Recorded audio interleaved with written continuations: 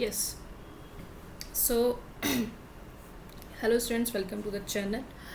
और यहाँ से बिल्कुल बिकॉज़ ये मेरा फर्स्ट वीडियो है और या ये मेरा फर्स्ट वीडियो है जहाँ पर मैं आपको ऑफ कोर्स बहुत अच्छी क्वालिटी एजुकेशन प्रोवाइड कराने जा रही हूँ फ्री ऑफ कॉस्ट। सो हम यहाँ पर स्टार्ट करने जा रहे हैं लीनियर अलजेब्रा। इसी जैसे लीनियर अलजेब्रा को कवर कर लेंगे, देन ग्रुप थ्योरी यानी modern algebra and real analysis, complex analysis, ये सब पढ़ने वाले हैं हम यहीं पर। सो स्टार्ट कर रहे हैं लीनियर अलजेब्रा से। इसका मैं आपको सिलेबस बताने वाली हूँ। बाकी एग्ज़ाम कौन कौन से प्रिपेयर कर सकते हैं आप इससे, जैसे कि IIT JAM, CSI NET, GATE और बेसिक्स, मतलब बिल्कुल बेसिक ही से एडवांस पर जाने वाले हैं। तो अगर आप इन फ्यूचर किसी बुक को पढ़ना भी चाहते हैं तो अगर आप ये लेक्चर पढ़ लेते हैं तो उससे क्या होगा, आपको हेल्प रहेगी। किसी भी बुक को आप रीड कर सकते हैं इजीली। सो वेक्टर स्पेस,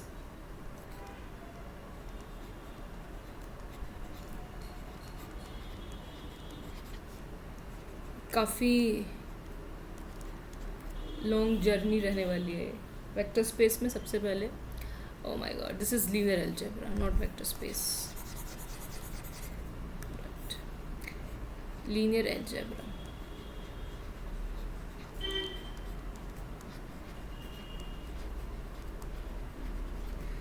तो सबसे पहले इसमें हमें पढ़ना क्या क्या है, ऑफ कोर्स, ठीक। वेक्टर स्पेस वेक्टर स्पेस क्या है? Second will be linear dependence of vectors.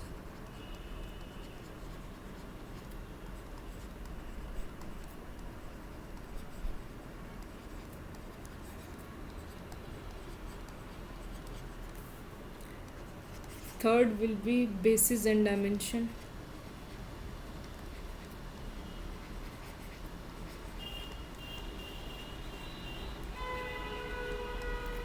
And fourth will be direct sum of vector spaces.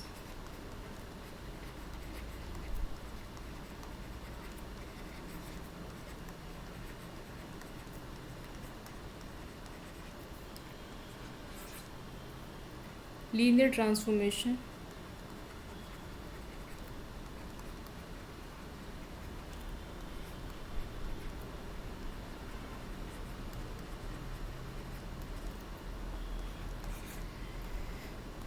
Metric representation of linear transformation.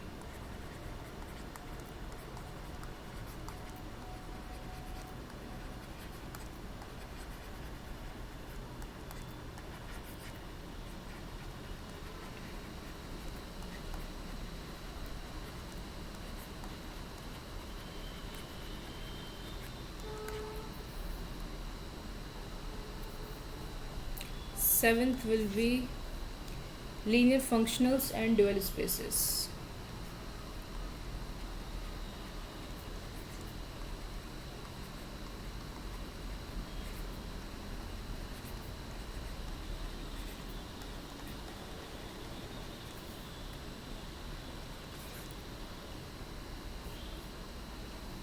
Inner product space.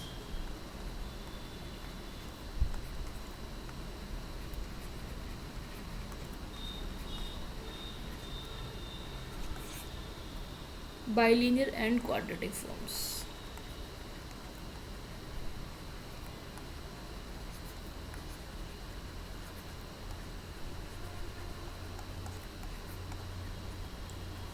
So this will be the complete syllabus. Of course इसके अंदर एक part आता है matrix theory, जिसको हम अलग से कर लेंगे, but this is complete based on the vector space. और ये ज़्यादातर यूनिवर्सिटीज़ के अंदर ये सिलेबस होता है, ठीक है। सो अगर कोई यूनिवर्सिटीज़ की बुक भी अच्छे से पढ़ ले तो काफ़ी बेसिक्स तो वहीं पर क्लियर हो जाता है, बट वो बात अलग है कि पढ़ाया नहीं जाता, पढ़ते नहीं। सो बहुत सारी चीज़ें हैं। सो आई विल डिफाइन सबसे पहले वेक्टर स्पेस। शुरू करते हैं फिर।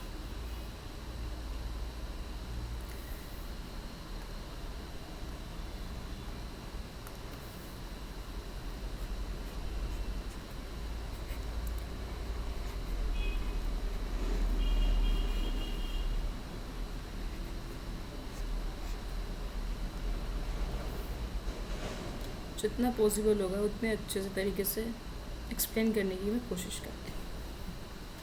ओके, सो लेट एफ कोई फील्ड है,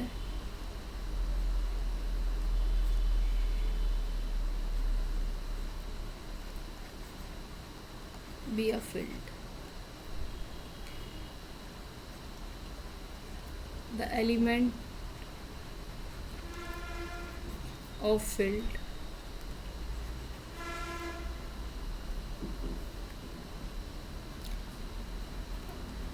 will be called as scalars.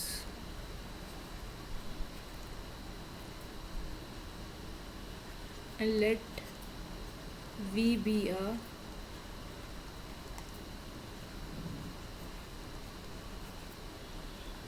non-empty set whose elements called vectors.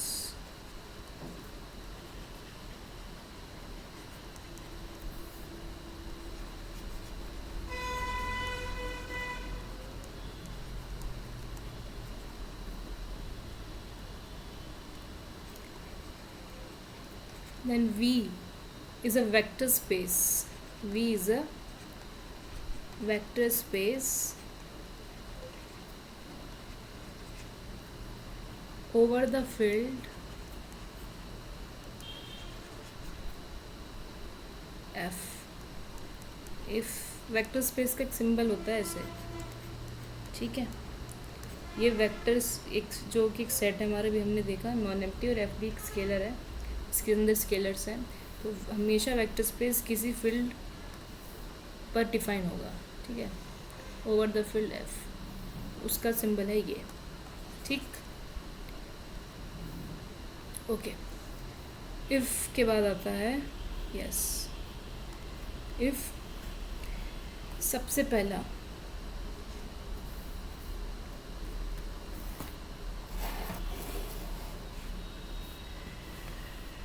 There define internal composition.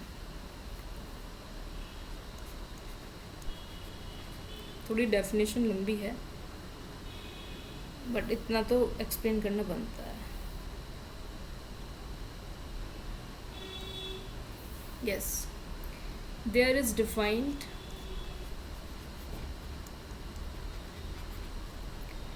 an internal composition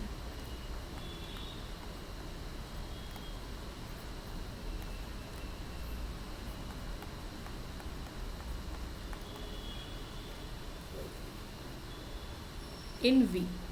एक V जो सेट है उसके अंदर एक इंटरनल कंपोजिशन डिफाइन कर रहे हैं, V called as addition of vector,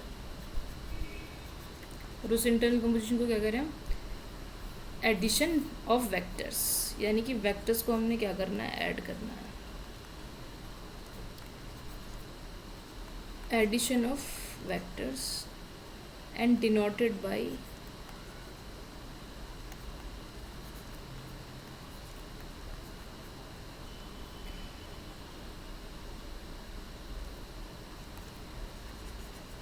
और अगर आप थोड़ा बहुत मॉडर्न अलजेब्रा के बारे में पढ़ चुके हैं तो that's very good for you, otherwise मैं बताती हूँ। Also for the composition,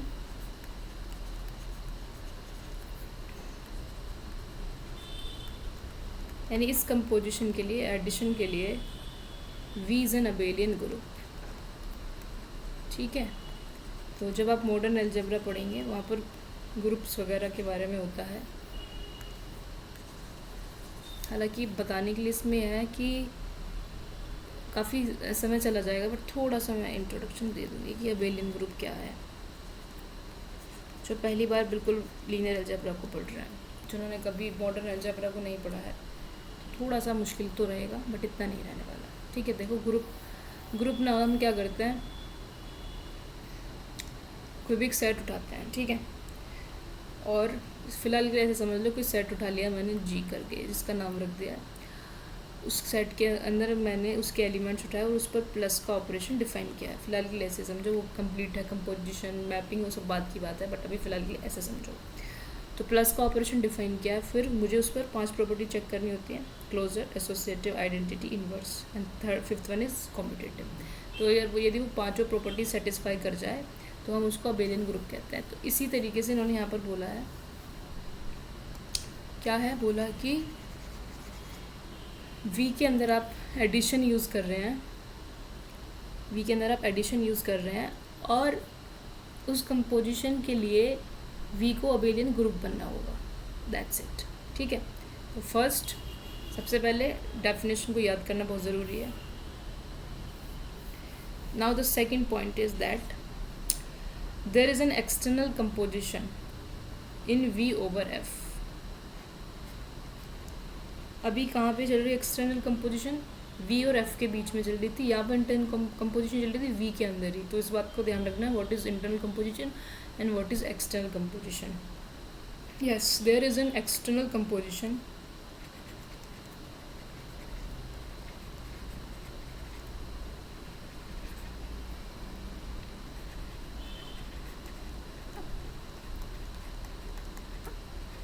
there is an external composition in V over F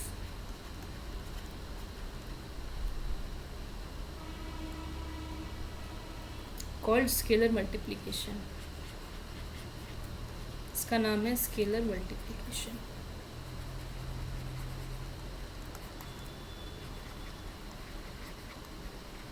ठीक है, एक्सटर्नल कंपोजिशन है, जो वी के एलिमेंट्स उठाने हैं और फील्ड के एलिमेंट उठाने हैं, उनमें क्या करना है, मल्टीप्लाई करना है, तो उसका नाम है स्केलर मल्टीप्लिकेशन। ठीक, ऐसे समझ सकते हैं आप।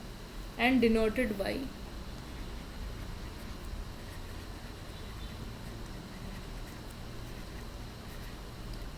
multiplicatively।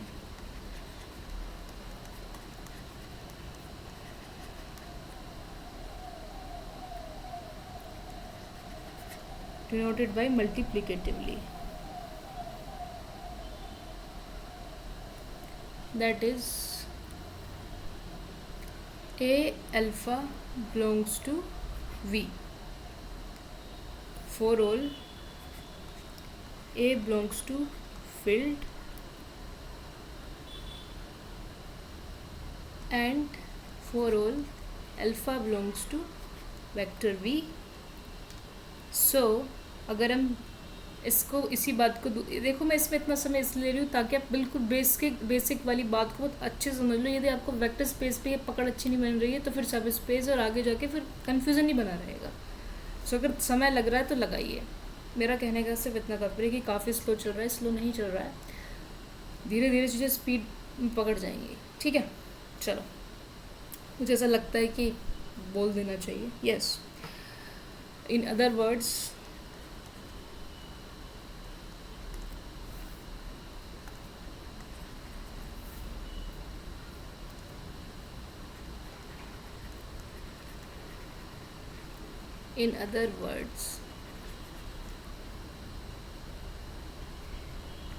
V is closed। ये क्लोज्ड होने का मतलब भी बड़े अच्छे से एक्सप्लेन करूँगी जब ग्रुप थ्योरी को पढ़ाऊँगी, बट अभी यहाँ पर जितना ज़रूरी है उतना आपको बिल्कुल बताया जाएगा कि ताकि दिक्कत ना आए। With respect to scalar multiplication, या अभी एक्सप्लेन कर देंगे, अच्छा है ना। With respect to scalar multiplication,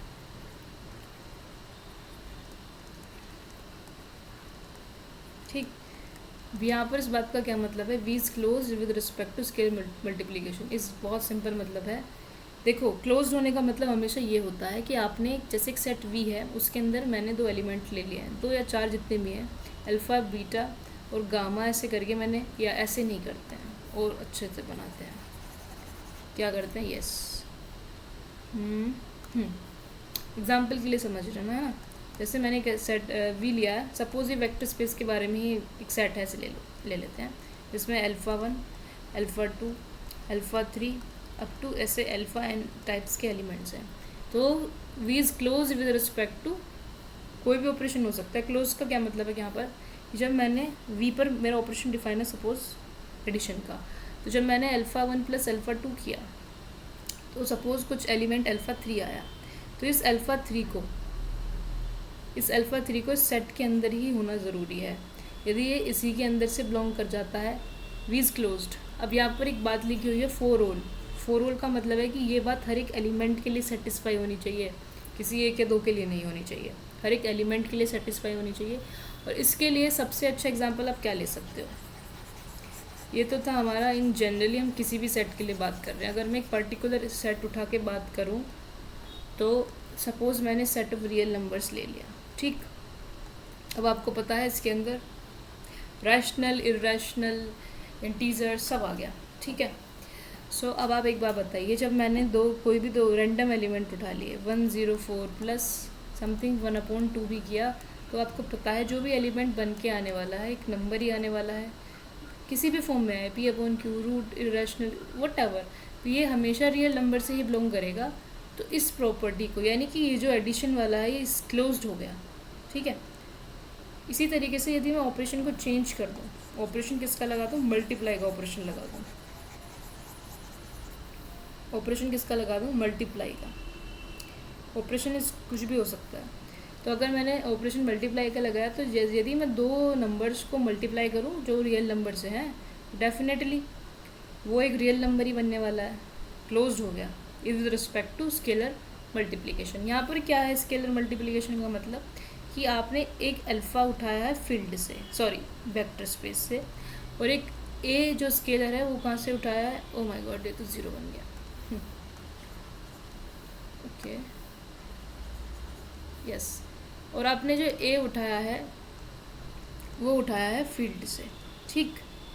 अब वो कह रहा है V is closed, V is closed होना चाहिए, यानी कि जब आपने इनमें मल्टीप्लाई किया तो ए अल्फ़ा एक एलिमेंट बना जिसको कहाँ से बिलोंग करना होगा, वी से बिलोंग करना होगा, तो तब ये जाके क्लोज्ड होगा V with respect to scalar multiplication, यानी जब आपने प्रोडक्ट करी है तो वो एलिमेंट उस वी के अंदर से ही बनना चाहिए। तो this is the scalar multiplication. Scalar multiplication क्यों है, क्योंकि आप एक स्केलर से मल्टीप्लाई कर रहे हैं, क्योंकि फील्ड के अंदर जो एलिमेंट्स हैं वो स्केलर है। मैं इसलिए इतना एक्सप्लेन कर रही हूँ ताकि एक भी जगह पर कन्फ्यूज़न ना रहे कि क्या स्केलर है क्या वेक्टर है। और ये इस चीज़ को अपने वेक्टर्स वगैरह से कंपेयर मत करना, बस नाम रख दिया कि हाँ वेक्टर्स सेट के अंदर ये हैं, ठीक है, ओके। सो अगर किसी, तो अभी तक हमने क्या पढ़ा है उसको देख लेते हैं एक बारी, और उसके बाद मैं इसमें आगे बढ़ती हूँ। मेरा उद्देश्य यही है कि आपके दिमाग के अंदर ये चीज़ें अच्छे से सेट करवा देना। देखो सबसे पहले एक फील्ड होता है, फील्ड क्या होता है वो भी बता देंगे, ठीक है। एलिमेंट ऑफ फील्ड को स्केलर कह रहे हैं, एलिमेंट ऑफ वेक्टर को वी को वेक्टर्स कह रहे हैं। उसके बाद सिर्फ इतना बोला था मैंने कि इंटरनल कंपोजिशन जो वी है उसके अंदर इंटरनल कंपोजिशन एडिशन का यूज़ करके अबेलियन ग्रुप बताना है, जो मैंने आपको बता दिया था। उसके बाद अभी जस्ट एक्सटर्नल कंपोजिशन और स्केलर मल्टीप्लिकेशन को डिफाइन किया। Now the next third, oh my God, third yes, through composition that is scalar multiplication and addition of vectors satisfy the following। अब ये जो composition है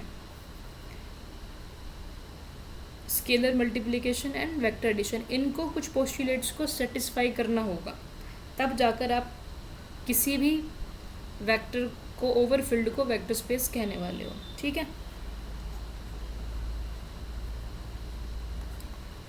the two composition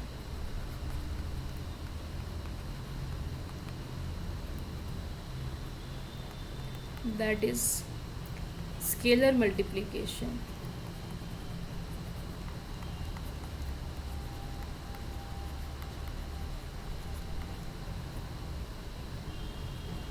and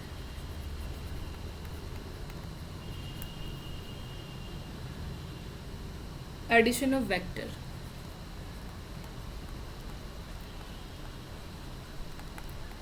satisfy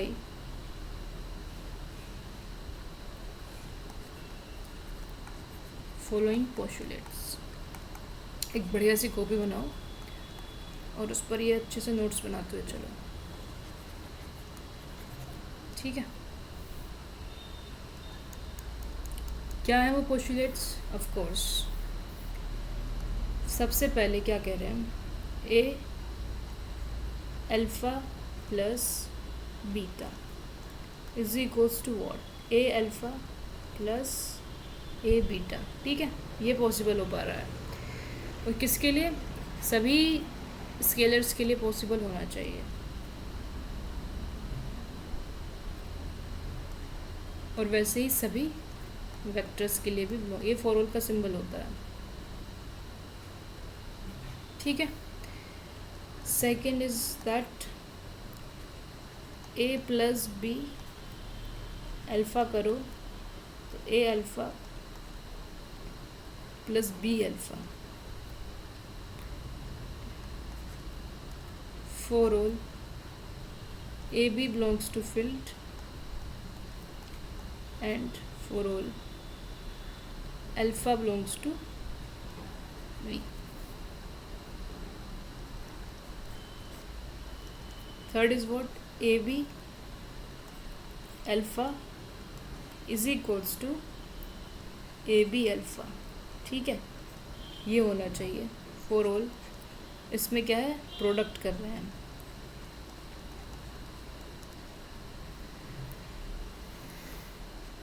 and alpha belongs to V।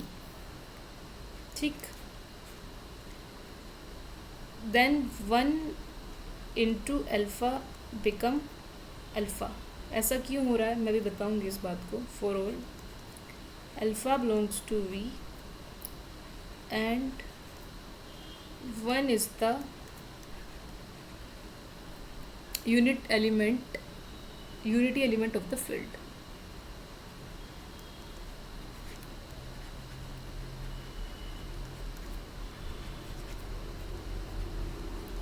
ठीक, देखो हमने अभी एक scalar multiplication में एक प्रॉपर्टी को पढ़ा है यहाँ पर, क्या ए फील्ड से बिलोंग करता है और अल्फ़ा वी से बिलोंग करता है। देन कहाँ गया, यस ये रहा, ए अल्फ़ा को वी से बिलोंग करना होगा। ठीक है, इसी को ध्यान से देखो, 1 कहाँ से बिलोंग कर रहा है, फील्ड से, और ये कहाँ से बिलोंग कर रहा है, अल्फ़ा से। हालांकि मैं जानते भी हैं, पर यदि हो सकता है कुछ और बन जाए। ठीक, तो कुल मिला के ये अल्फ़ा के बराबर है, और अल्फ़ा को कहाँ से बिलोंग करना होगा, वी से ही बिलोंग करना होगा। तो उसमें इतना ही समझ सकते हो। ठीक, ओके। तो यदि ये सभी प्रॉपर्टीज सेटिस्फाई हो जाएं, then V is a vector space over the field F. ठीक है, वी क्या बन गया, वेक्टर स्पेस बन गया over the field F. Element कहाँ से आ रहे होंगे, फील्ड से आ रहे होंगे। ओके,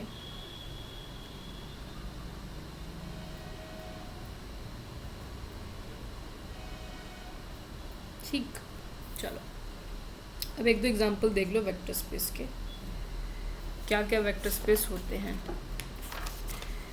फिर दिखाएंगे क्या क्या नहीं होते हैं। चलो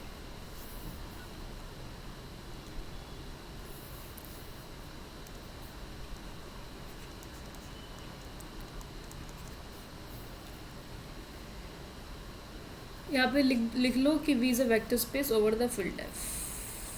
V is a vector space over the field F, V F. ठीक, चलो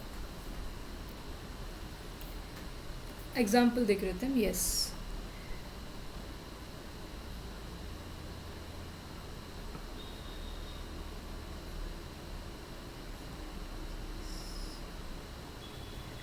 एग्जाम्पल के लिए जैसे मैंने क्या ले लिया, रियल नंबर का सेट ले लिया और रियल नंबर पे ही ले लिया, तो ये एक वेक्टर स्पेस बन जाता है। ठीक है, एग्जाम्पल हो गया। दूसरा क्या ले सकते हैं, आर ओवर क्यू ले लो रैशनल नंबर्स पर। ठीक है, फील्ड बनने चाहिए, सी ओवर आर ले लो कॉम्प्लेक्स नंबर। ठीक,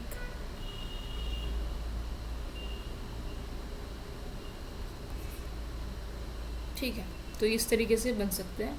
आप और भी बहुत सारे एग्जांपल्स ले सकते हैं, बना सकते हैं। जैसे कि मैं भी आपको लिखवा देती हूँ फ़िलहाल के लिए कुछ, या फिर इसको अलग तरीके से ही करेंगे तो अच्छा रहेगा। कुछ एग्जांपल लिख लो, है ना। C/C हो जाएगा वेक्टर स्पेस। ठीक, अब तुमने करना क्या है, एलिमेंट्स उठा के देखने हैं आर के अंदर कैसे हैं पता है, और फिर उसमें ना ये प्रॉपर्टीज़ चेक कराओ। फिर क्यू के एलिमेंट्स उठाओ और आर के एलिमेंट्स उठाओ, फिर चेक करो। फिर आर के उठाओ और फिर सी के एलिमेंट्स उठाओ और चेक करो। फिर इनको उठाओ और चेक करो कि क्या बन रहा है नहीं बन रहा है। देखो इतनी प्रॉपर्टीज़ तो आपको पता होनी चाहिए, लेकिन फिर हम ये देखने वाले हैं कि व्हाट इज़ शॉर्टकट मेथड। ठीक है ना, एक दो प्रॉपर्टीज से ही काम चल जाएगा, और एक दो प्रॉपर्टी से काम चल गया तो हम पता लगा लेंगे कि हाँ जी ये वेक्टर स्पेस है। कैसे पता लगाते हैं, चलो एक काम करते हैं, एक एग्जांपल मैं तुम्हें दिखा देती हूँ। ठीक है, तो अच्छे समझ में आएगा। सपोज़ अब मेरे को हमें ये पता है, देखो इस बात को हमेशा ना इस तरीके से ध्यान करके चलना। ये फील्ड है, ठीक है, और ये मेरा वेक्टर है। और अब उन प्रॉपर्टीज़ को ध्यान रखना, वेक्टर्स में मेरे को क्या अबेलियन ग्रुप देखना है, और यहाँ पर मुझे क्या देखना है, स्केलर मल्टीप्लिकेशन ए अल्फ़ा। तो ए अल्फ़ा मेरा कहाँ से बिलोंग करना चाहिए, इस वीक से बिलोंग करना चाहिए, मुझे ये चेक करना है। यदि मैं एक भी कोई प्रॉपर्टी फेल कर दूँ तो वो मेरा वेक्टर स्पेस नहीं बनेगा। सपोज़, ठीक है, अगर मैं आपके सामने ये ले लूँ, Q/R ले लेती हूँ, तो क्या ये वेक्टर स्पेस बनेगा या नहीं बनेगा, ये चेक करेंगे। ठीक है, मेरा फील्ड क्या है, R है, और Q मेरा वेक्टर है। ठीक, ओके। तो स्केलर मल्टीप्लिकेशन वाली प्रॉपर्टी को मैं चेक करने जा रही हूँ। स्केलर मल्टीप्लिकेशन वाली प्रॉपर्टी को मैं चेक करने जा रही हूँ, वो ध्यान से देखना। क्या कर रही हूँ मैं, मुझे कोई भी एलिमेंट R से उठाना है। सपोज़ मैंने क्या उठा लिया, अब R तो मेरा फील्ड है, R के अंदर बहुत सारे एलिमेंट हैं, स्केलर्स हैं, तो मैंने √2 उठा लिया R से। ठीक है, और Q से मैंने कोई एलिमेंट उठा लिया। सपोज़ Q के अंदर कैसे नंबर्स होते हैं, P/Q फॉर्म वाले, सबको पता है, Q is not equals to 0। ठीक है, आई थिंक ये सब पता ही है। नहीं है पता तो थोड़ा पता कर लेना, नहीं तो मैं हम आगे वाले में जब रियल शुरू करेंगे वहाँ बेसिक्स बताया जाएगा। चलो आगे आते हैं आप। यस, सो √2 मैंने यहाँ से R से उठा लिया, और मुझे स्केलर मल्टीप्लिकेशन वाली प्रॉपर्टी को चेक करना है। मेरा ऐसे रैंडमली मन किया है चेक करने का कि मैं स्केलर मल्टीप्लिकेशन को चेक करूँ। आप स्टेप बाय स्टेप भी चेक कर सकते हैं। ठीक है, चलो ध्यान से देखो इधर। यस, तो Q से मैंने उठाया, दैट इज़ 1/2 उठा लिया, कोई प्रॉब्लम नहीं है। अब स्केलर मल्टीप्लिकेशन मुझे इसमें अप्लाई करना है, विच बिकम √2/2। सो अगर थोड़ा और देखें तो ये हो गया 1/√2।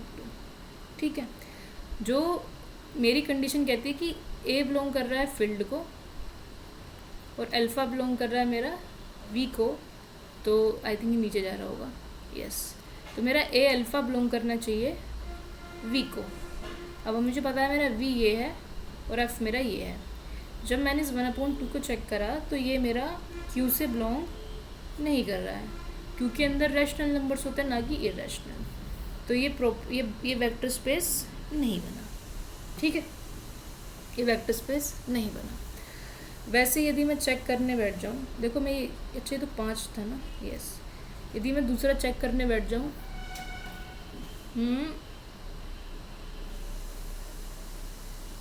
R/C चेक करने बैठ जाऊँगा। ठीक है, तो फील्ड मेरा क्या है, कॉम्प्लेक्स नंबर है जिसके अंदर मेरे A+I बीटा वाले नंबर्स हैं। ठीक है, और इसके अंदर मुझे पता है रैशनल इरेशनल सब नंबर्स हैं। तो अगेन मुझे चेक किया कि चलो A अल्फ़ा को ही चेक कर लेते हैं। A अल्फ़ा मेरा क्या V से आ रहा है नहीं आ रहा है। This is my V and this is my F, clear रखना इस बात को। तो मैंने उठाया यहाँ से आयोटा, उठा सकती हूँ क्योंकि कॉम्प्लेक्स नंबर के अंदर आयोटा है मेरा, और यहाँ से मैंने उठा लिया कोई रैंडम नंबर 2। जब मैंने स्केलर मल्टीप्लिकेशन किया, दैट बिकम 2 आयोटा, और 2 आयोटा मेरा R से बिलोंग नहीं कर रहा है। प्रॉपर्टी फेल हो गई स्केलर मल्टीप्लिकेशन की, क्योंकि हमने पढ़ा था कि वो बिलोंग करना चाहिए, तो ये भी एक वेक्टर स्पेस नहीं बनेगा। ठीक है, क्लियर। वेक्टर स्पेस कौन बना कौन नहीं बना ये क्लियर है, ये मैंने बता दिया है आप लोगों को। अब आपका काम इसमें क्या रहने वाला है, आप R/Q, C/R इनको चेक करेंगे कि वेक्टर स्पेस बनते हैं। वो सारी प्रॉपर्टीज़ को चेक करा के देखेंगे। ठीक,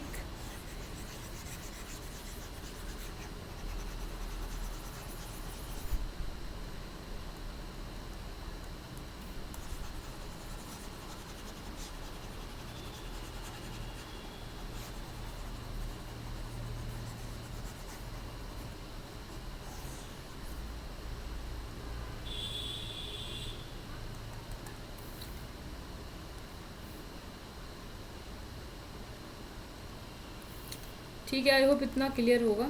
अगर कोई भी कन्फ्यूज़न है, वैसे कोई कन्फ्यूज़न रहना नहीं चाहिए, बट फिर भी रहता है तो आप कमेंट सेक्शन में बता सकते हो। यस,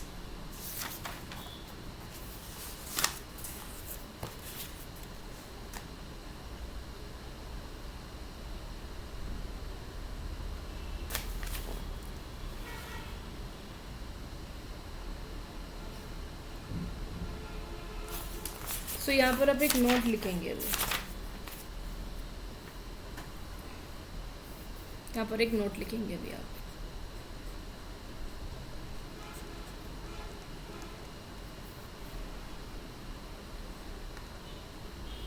नोट क्या है? If V over F is a vector space,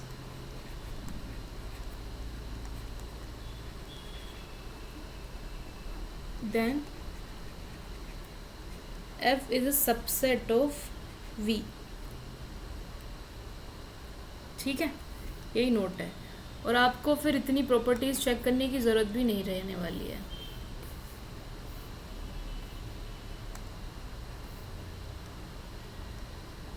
अरे इसमें शेप्स कहाँ से आती हैं भाई? यहाँ से शेप्स कहाँ से आती हैं? वेट अ मिनट, शेप्स कहाँ से आती हैं?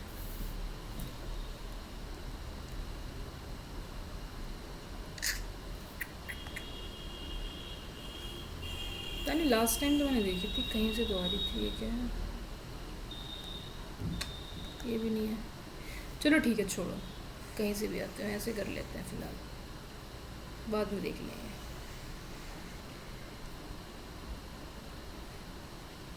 ठीक है, if V F is a vector space then V F should be subset of V. F field को हमेशा वी का क्या रहना पड़ेगा? सबसेट रहना पड़ेगा। तो अगर थोड़ा सा और सिंपल लैंग्वेज के अंदर यदि मैं लिख दूँ, field always be a subset of vector space. ठीक है,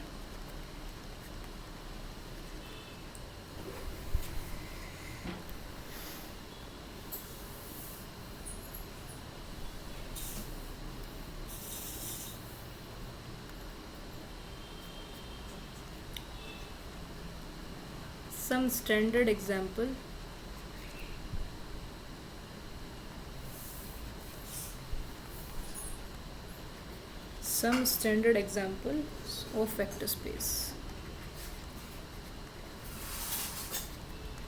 ये करा के इसके बाद हम डिफरेंट टाइप्स के वेक्टर स्पेस देखेंगे। ठीक है ना, अभी काफ़ी सही चलने वाला, रिलैक्स हो एकदम। Some standard example of vector space. ठीक है, और मुझे इसमें स्केल अभी ढूंढना होगा क्योंकि इसमें नीट।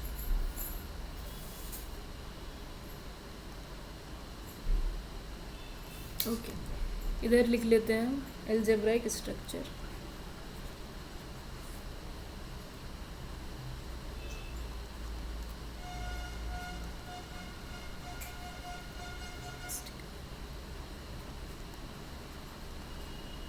और इस तरफ लिख लेते हैं कि वेक्टर स्पेस बनेगा या नहीं बनेगा। ठीक, एक स्केल कहाँ से हाथ आएगा? कहीं तो होता है इसके अंदर। ये क्या है?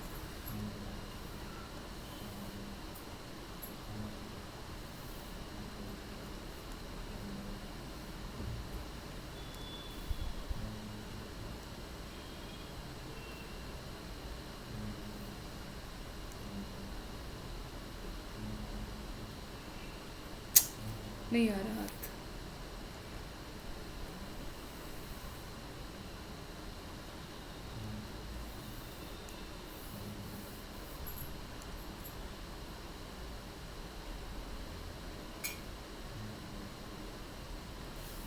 चलो खैर कोई बात नहीं आ रहा था, चलो छोड़ो, नहीं आ रहा। नेक्स्ट टाइम ढूंढ के आऊँगी, पहले से टाइम वेस्ट नहीं करते हैं।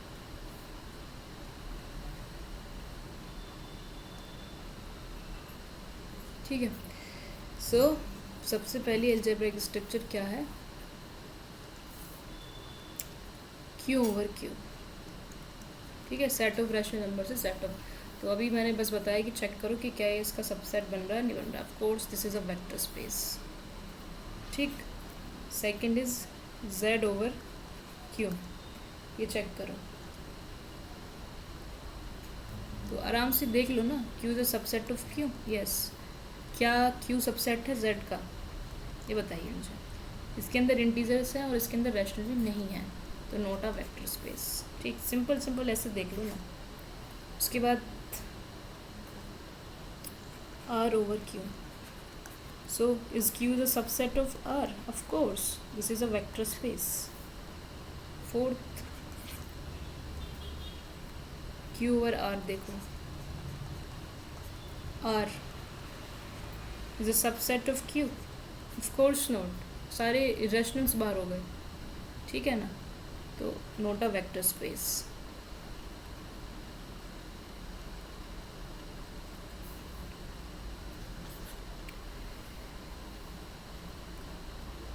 R over R, yes, this is a vector space.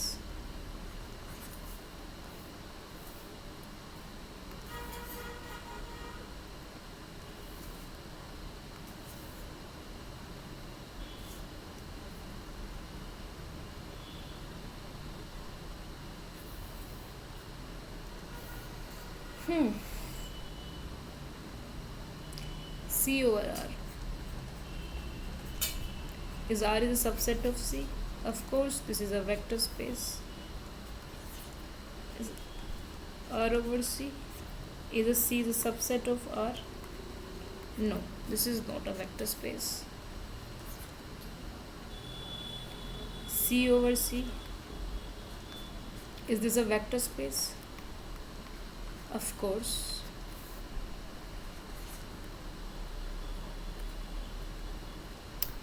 Z2 over Z2, ये शायद अभी आपने नहीं पढ़ा होगा, लेकिन Z2 over Z2 is a sub space of Z2 of course, इसके अंदर, ठीक है ना दोस्तों, this is a sub space, इसको बता दिया जाएगा। Z3 over Z3,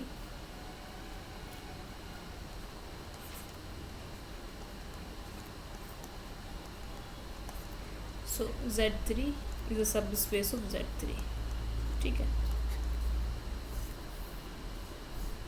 अब इन जनरल अगर हम बात करें तो हम एक काम करते हैं, जेड पी लिख लेते हैं, विच इज़ प्राइम, ठीक है ना। तो Z P over Z P is a sub space, is a vector space, of course this is a vector space, right, yes. Now 12th,